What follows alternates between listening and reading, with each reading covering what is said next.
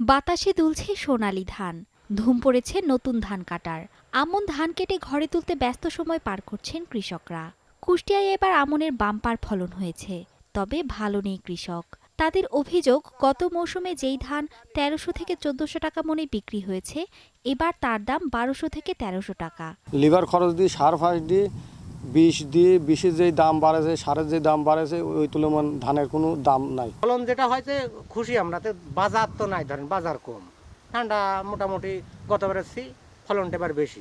গতবার যদি ধরেন ১৪-১৫, এবার ধরেন ১৮-১৯ মন করে ধরা যায়। কৃষকরা বলছেন, ধান রোপণ করা থেকে শুরু করে পরিচর্যা, কাটা, মাড়াই ও পরিবহন সবকিছুতেই খরচ বেড়েছে। সার, কীটনাশক সহ সব ধরনের উপকরণের দামও লেগেছে বেশি।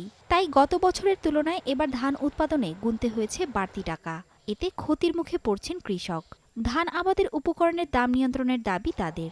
ধানের ১২০০ টাকা মন যাচ্ছে, যে খরচ হচ্ছে তাতে লাভ হচ্ছে না। সরকারের ধানের দামটা বাড়ায় তো তাহলে আমাদের খরচের টাকা উঠছে। ধানে প্রচুর খরচ, ধান ভালো হয়েছে কিন্তু খরচের তুলনায় ধানের দাম পাচ্ছি না। আমাদের আকুল আবেদন যে যাতে কীটনাশক, সার ফাঁস এগুলো যদি একটু দাম দর কমাতে পারে, তাহলে হয়তো আমরা একটু চাষবাস করতে পারি ধানের। তবে ধানের ন্যায্য মূল্য নির্ধারণে ব্যবস্থা নেওয়া হচ্ছে বলে জানিয়েছেন কৃষি বিভাগের এই কর্মকর্তা।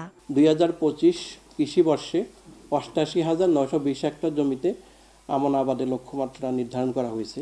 তার মধ্যে ৮৮,৯২০ হেক্টর জমি আমাদের লক্ষ্যমাত্রা অর্জিত হয়েছে।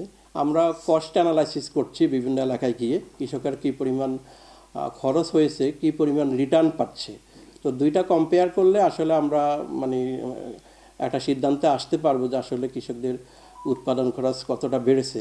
কৃষি বিভাগের মতে এবার কুষ্টিয়ায় ২৭,০০০ হেক্টর জমিতে আমনের আবাদ হয়েছে, আর উৎপাদনের লক্ষ্যমাত্রা ধরা হয়েছে প্রায় ৪ lakh metric ton. Desk report, Star news.